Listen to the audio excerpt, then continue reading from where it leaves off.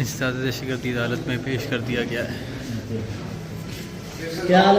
This is all fake, funny and fabricated. I don't even smoke cigarette. And we are not afraid. وہ تو سارے دوست اپنا کام جاری رکھیں گے. سب دوست جانتے ہیں کہ سگریٹ تک نہیں پیتے، لیکن یہ رویہ کیسا تھا؟ This is highly irresponsible اور پورے اداروں کی ساکھ کو تباہ کیا جا رہا ہے. بتایا گیا وجہ کوئی اور؟ وجہ وہی ہے جو آپ کو بھی پتا ہے، ڈیڈ باڈیز کے اوپر کام کر رہا تھا. انسداد دہشت گردی عدالت میں پیش کر دیا گیا ہے۔ کیا حال؟